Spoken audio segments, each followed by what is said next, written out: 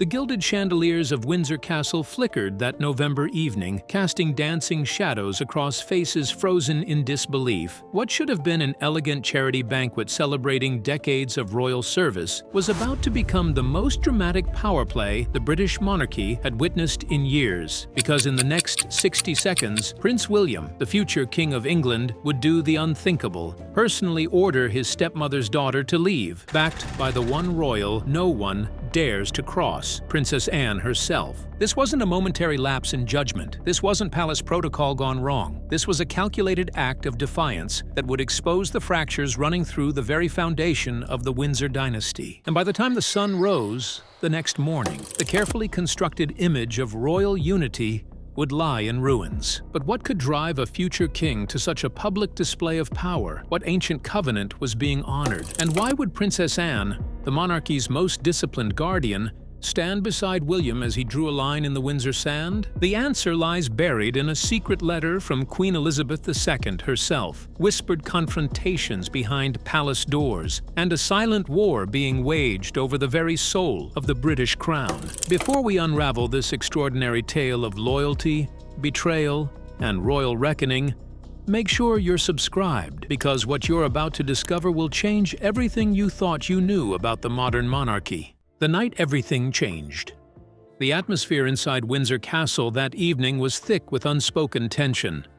Palace aides moved with unusual briskness, their professionally neutral expressions betraying hairline cracks of unease. The guest list for this charity banquet had been the subject of heated debate for weeks, but King Charles had made his decision. Camilla's daughter, Laura Lopes, would attend as a gesture of family harmony. It was meant to be symbolic, a public demonstration that the blended royal family had achieved peaceful coexistence. Modern, inclusive, progressive, but to Prince William, it represented something far more dangerous. The quiet erosion of boundaries his grandmother had spent 70 years protecting. From the moment Laura entered the grand hall in her elegant evening gown, smiling graciously at dignitaries and charity patrons, William's demeanor shifted. Those positioned near the head table would later describe his eyes narrowing, his jaw tightening ever so slightly. It was the look of a man who had already made a decision, possibly days, even weeks before this moment. The banquet proceeded with all the choreographed grace the monarchy is famous for. Orchestras played, candles flickered, champagne flutes clinked in carefully timed toasts.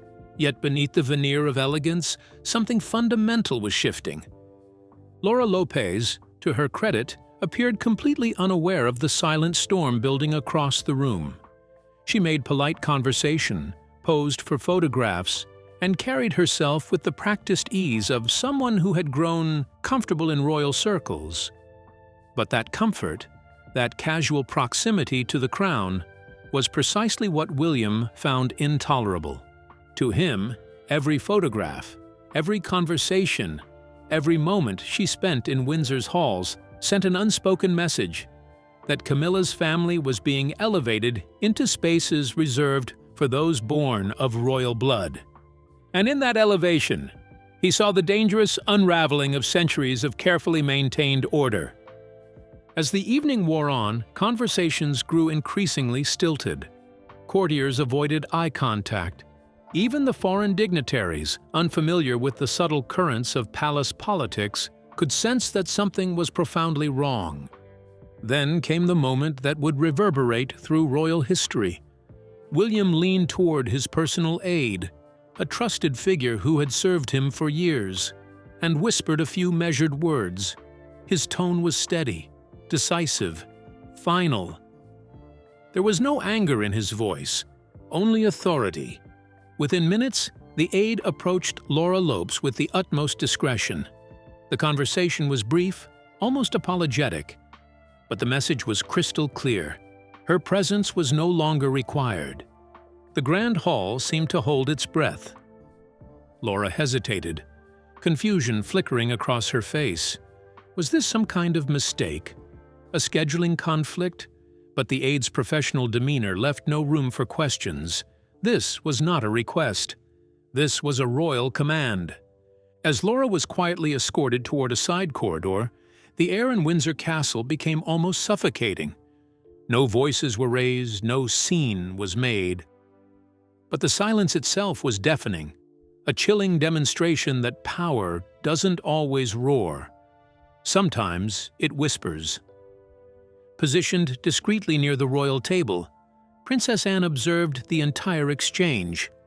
And then, at the precise moment Laura disappeared from view, Anne did something that would confirm everyone's worst suspicions about what had just transpired. She nodded. It was barely perceptible, a subtle movement of her head that lasted less than a second. But to those who understood palace dynamics, that single gesture was a nuclear bomb. Princess Anne, the monarchy's most uncompromising guardian of tradition, had just publicly endorsed her nephew's act of defiance. This was not impulsive. This was not a mistake. This was planned, calculated, and executed with surgical precision. Across the hall, Queen Consort. Camilla's face drained of color. She had been mid-conversation with a dignitary when word reached her of what had just occurred. Her daughter, her own flesh and blood, had been expelled from a royal event. Not because of any scandal or impropriety, but simply because Prince William had decided she didn't belong. For Camilla, it was humiliation disguised as protocol. Years of carefully building bridges, of fighting for acceptance, of trying to integrate her family into the royal structure. All of it undone in a single devastating moment. The remainder of the evening was a masterclass in British restraint. Smiles remained fixed. Conversations continued. The charity work was duly celebrated. But everyone in that hall knew they had witnessed something historic. A public fracture in the supposedly united front of the Windsor family. By the time the final guests departed Windsor Castle that night, the palace communications team was already in crisis mode. But containing this story would prove impossible, because by morning, whispers had become headlines, and speculation had become scandal. The roots of rebellion. To understand why Prince William took such a dramatic stand, you must understand the years of simmering tension that preceded it. Long before the Windsor incident, William had grown increasingly uncomfortable with what he privately called the blurring of boundaries. Behind the polite smiles at family gatherings, he harbored deep concerns about Camilla's gradual integration of her children into royal life. This wasn't personal animosity toward Laura or Tom Parker Bowles. William had always been civil, even cordial, toward his stepmother's family. But civility and acceptance are not the same as equality, and that distinction mattered profoundly to him. William had grown up watching his mother, Princess Diana, navigate the brutal politics of palace life, a woman who possessed genuine royal blood, yet was treated as expendable. The irony was not lost on him that decades later, individuals without any royal lineage were being granted access and influence. His mother had been denied. But William's concerns went deeper than personal history. He believed, with an almost religious conviction, that the monarchy's legitimacy rested on one unshakable foundation: bloodline, not affection. Not marriage. Not modern notions of inclusivity. Blood.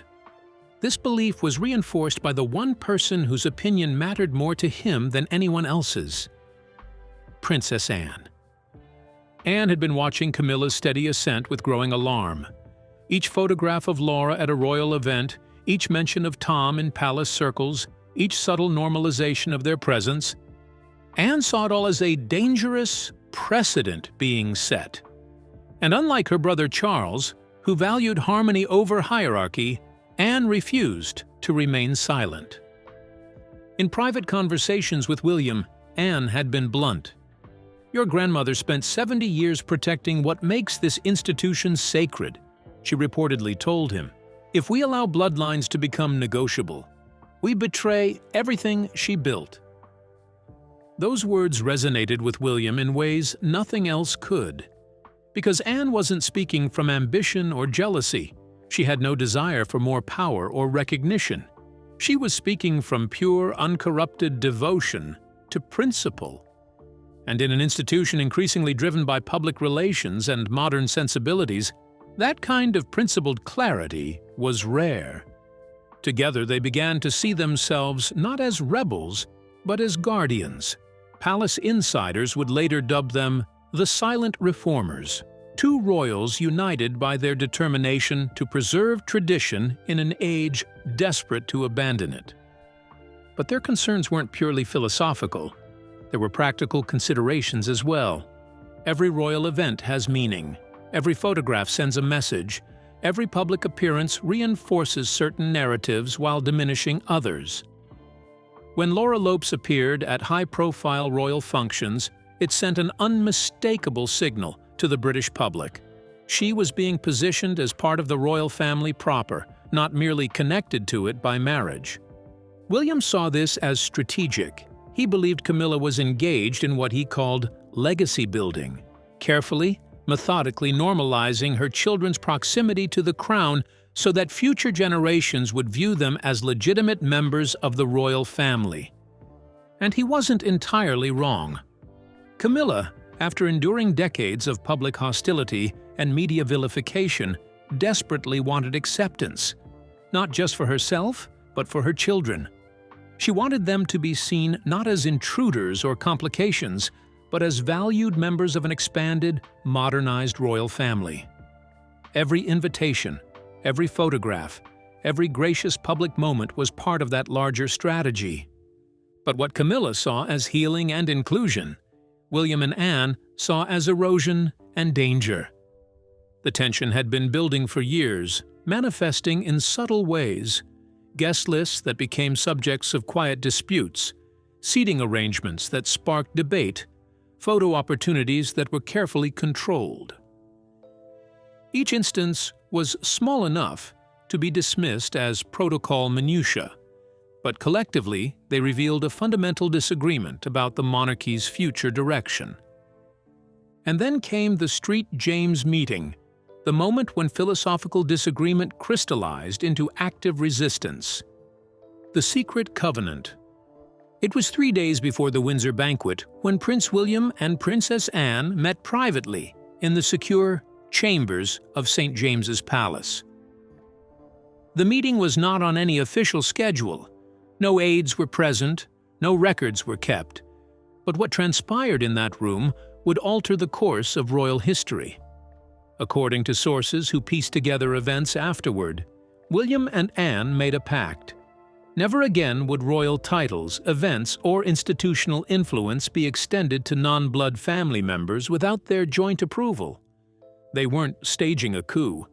They were establishing what they believed to be necessary guardrails, principles that would protect the monarchy from what they viewed as creeping degradation of its most essential quality, its sacred bloodline. Anne, ever the strategist, outlined the situation with brutal clarity. "Your father is making decisions based on personal comfort, not institutional integrity," she reportedly told William. "If we don't act now, the monarchy your grandmother built will be unrecognizable within a generation." William needed no convincing. He had arrived at the meeting already committed to action. What he needed from Anne wasn't permission, it was partnership. And in that private chamber, beneath portraits of Windsor ancestors stretching back centuries, they forged an alliance based on shared conviction. They called it the St. James's Accord, though that name would never appear in any official document. It was a moral understanding, a commitment to each other and to the principles they believed Queen Elizabeth II had embodied. The accord had several key provisions. First, no individual without direct bloodline connection to the Windsor family would receive invitations to official royal functions without joint consultation between William and Anne. Second, any expansion of royal titles or formal recognition would require their approval, regardless of the king's preferences. Third, they would jointly oversee the preservation of what they called lineage integrity, ensuring that public perception remained clear about who possessed genuine royal status versus who was connected through marriage. It was audacious. In any other context, it might have been considered treasonous, two royals establishing authority that superseded the king's own judgment. But William and Anne didn't see it that way. They believed they were acting in defense of an institution bigger than any individual, including Charles himself. What they were establishing was nothing less than a shadow governance structure, an unofficial veto power over royal policy that would remain invisible to the public but would fundamentally reshape palace dynamics. And they were about to test it, the Queen's final message. But William and Anne's conviction wasn't based solely on their own judgment. They had something more powerful: the perceived blessing of Queen Elizabeth II herself. During the memorial review of Queen Elizabeth's personal archives, a private audit conducted after her death, a sealed letter was discovered. Wrapped in her signature stationery, it bore only two words on the envelope: "For continuity." Initially, royal archivists assumed it was ceremonial, perhaps final thoughts meant to comfort her heirs. But when Princess Anne read its contents, she realized it was something far more significant: a warning. The letter's exact wording remains guarded, but according to those who have knowledge of its contents, Queen Elizabeth wrote explicitly about the dangers of allowing comfort to creep into duty, and of how titles and bloodlines are sacred trusts, not conveniences of affection. Most powerfully, she warned that legitimacy is not inherited by association, but by birthright and endurance. For Anne, these words were prophetic. The Queen had foreseen precisely the dilemma now facing the monarchy: the gradual erosion of clear boundaries between those born to rule and those who arrived through marriage. Anne kept the letter secret for over a year. She believed its message was meant as guidance, not ammunition for family conflict. But after witnessing the normalization of Camilla's children at royal events, after watching William's growing frustration, Anne made a decision. She shared the letter with William. The impact was profound. William, who had been wrestling with guilt over his negative feelings toward the situation, suddenly felt vindicated. His grandmother, the woman whose opinion mattered more than any other, had essentially confirmed his concerns. "You've done what she would have wanted," Anne reportedly told him after he read the letter. "Now you must see it through." The letter became their moral cornerstone. It wasn't just their opinion anymore, it was Queen Elizabeth's will, and that distinction mattered enormously within the palace hierarchy. When King Charles eventually learned of the letter's existence, sources say he was shaken.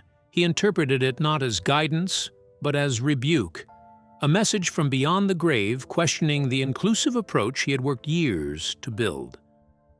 For Charles, who had spent his entire life seeking his mother's approval, the letter felt like a final disappointment. Even in death, she seemed to be siding against the family unity he desperately wanted to achieve. But for William and Anne, it was validation. They weren't rebels. They were faithful servants to the Queen's vision. Every decision they made from that point forward was, in their minds, continuing her work. The letter transformed their alliance from personal conviction into sacred duty, and that sense of duty would carry William through what came next: the confrontation with his father. The Clarence House. Confrontation. It was the evening before the Windsor banquet when William arrived unannounced at Clarence House. His visit caught the palace completely off guard. King Charles was in the midst of final preparations, and protocol dictated that such meetings should be scheduled in advance. But William wasn't there for protocol. He was there to draw a line. The confrontation began quietly. William, composed but resolute, made his position clear. Laura Lopes should not attend the Windsor charity banquet. Her presence at such a high-profile event was inappropriate and sent the wrong message about royal hierarchy. Charles, weary from years of family tension and eager to project unity, refused. "She's family," he insisted. "This is about showing that we've moved beyond old divisions." "No," William replied, his voice steady. "This is about maintaining clarity. The monarchy isn't defined by who we like or who we marry. It's defined by blood, and that distinction must remain absolute." The argument escalated.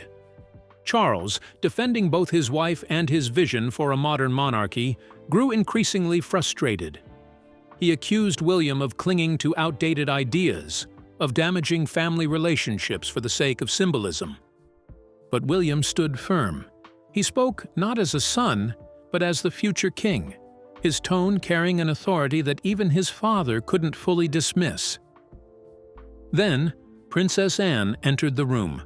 Her arrival shifted everything. Anne had a gift for cutting through emotional noise to reach the core of an issue. And when she spoke, it was with the same clarity that had defined her entire royal career. "The problem, Charles, is that you're making decisions based on personal happiness rather than institutional integrity. Mother understood the difference, William understands it. And I'm afraid you don't." It was a devastating assessment, made worse by its calm delivery. Charles tried to defend his position, but he was now outnumbered, not by force, but by conviction. William and Anne represented something he couldn't counter, an unbroken link to his mother's principles. Camilla entered midway through the exchange, attempting to mediate, but she quickly found herself facing the same uncompromising wall. When she pleaded for understanding, arguing that her daughter's presence was harmless, William responded with chilling simplicity. "It's not about harm, it's about hierarchy, and that's not negotiable." The confrontation reached its emotional peak when Camilla, overwhelmed by the realization that she was fighting a battle already lost, broke down in tears and left the room. The silence that followed was suffocating. For the first time since his accession, King Charles faced open defiance from both his heir and his sister, an alignment so powerful it threatened the very foundation of his authority. Eventually, seeking some path toward peace, Charles offered a compromise. Laura could attend, but she would remain in the background, not prominently featured. William and Anne accepted, but only outwardly. Privately, William interpreted this as tacit permission to enforce his own standards if she overstepped. The stage had been set. The king's hesitant approval, Anne's unwavering support, and William's silent resolve created the perfect storm that would erupt at Windsor: the retaliation. In the days following the Windsor expulsion, the Palace Communications Office faced an unprecedented crisis. But the attacks didn't come from external critics. They came from within the royal household itself. Carefully timed leaks began flooding tabloids and news outlets. Anonymous palace insiders painted William as cruel and power-hungry. Princess Anne was characterized as cold-hearted and vindictive. The narrative being constructed was clear. William had humiliated an innocent woman to satisfy his outdated views of royal hierarchy. The language used across multiple publications was remarkably similar. Phrases like emotional queen consort, unjust treatment, and tense atmosphere appeared repeatedly, suggesting coordinated messaging rather than organic reporting. William's team quickly traced the sources. Several royal aides with known connections to Camilla's press liaison had been in contact with journalists just days before the leaks began. This wasn't spontaneous outrage. It was strategic retaliation. Headlines screamed, "Prince William's power trip" and "Anne the Enforcer" inside the Royal Cold War. Each article twisted the Windsor incident into a story of cruelty rather than principle. The public, hungry for royal drama, devoured every word. Social media erupted with debate. Commentators dissected every angle, most without understanding the deeper constitutional questions at stake. Within the palace, chaos reigned. Senior courtiers scrambled to manage the crisis, but every attempt at damage control seemed to make things worse. When King Charles released a carefully worded statement calling for unity and compassion, it was immediately interpreted by the press as a veiled reprimand of his own son. The headline that followed, "Charles distances himself from William's actions." triggered a fresh wave of speculation about fractures within the monarchy itself. Camilla, meanwhile, was positioned by her supporters as the warm, misunderstood modern royal fighting to humanize an institution trapped in the past. The irony was profound. The woman once vilified as the destroyer of royal purity was now being recast as its emotional savior. William chose silence as his strategy, understanding that engaging directly would only fuel the fire. But privately, he was preparing something far more powerful than a defensive response. He was preparing to define himself on his own terms. The Declaration. When Prince William finally spoke publicly, it was not in the form of a defensive press release or a damage control interview. It was a formal televised address, the kind reserved for moments of national significance. Seated beside Princess Anne, William delivered what would become one of the defining speeches of his future reign. "The monarchy stands not on comfort, but on commitment," he began, his voice steady and clear. "It endures not because of personal relationships, but because of sacred responsibility passed from generation to generation, through blood and duty." To millions watching, it sounded like a stirring defense of tradition. But to those inside the palace, every word was a calculated message. "The crown is not inherited through affection," William continued, "but through lineage, through service, through the endurance of those born to carry its weight." He never mentioned Camilla. He never referenced the Windsor incident. He didn't need to. The message was crystal clear. Beside him, Princess Anne's subtle nods of approval spoke volumes. This was not a son apologizing for overstepping. This was a future king defining his principles. The phrase, "commitment to lineage," became the focal point of immediate national debate. Traditionalists hailed it as a return to proper values. Modernists criticized it as outdated and exclusionary. But for Camilla, watching from Windsor, it landed like a dagger. What the world heard as royal eloquence, she heard as permanent exile. The speech confirmed her worst fear, that no matter her title, no matter her years beside the king, her family would always remain peripheral, tolerated, but never truly equal. King Charles's reaction was telling. Observers noted the strain in his expression as his son spoke.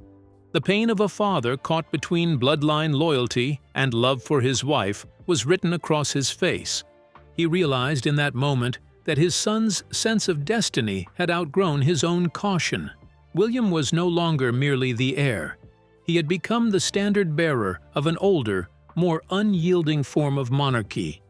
Sources close to Camilla revealed that she left immediately after the broadcast, retreating into isolation. "It's his crown now," she reportedly told an aide. "He's made that clear. The new order." In the weeks following William's address, palace dynamics settled into a new configuration, one that acknowledged, even if never publicly admitted, that power had shifted. The St. James Accord, once a secret pact between William and Anne, had effectively become operational policy. Guest lists for major royal events now passed through additional layers of review decisions about titles and official recognition, faced unprecedented scrutiny. King Charles, recognizing the futility of fighting a battle that would only deepen public divisions, quietly acquiesced to this new reality.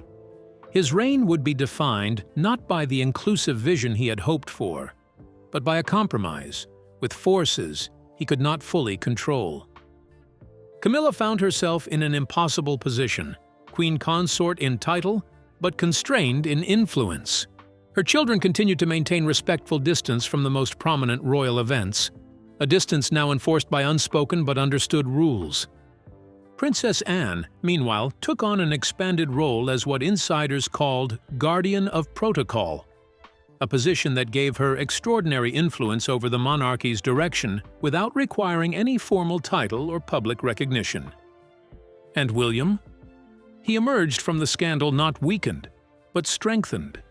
Yes, he faced criticism, Yes, he was called cruel and cold-hearted, but he had also demonstrated something crucial: that he possessed the conviction and courage to make difficult decisions in defense of principles.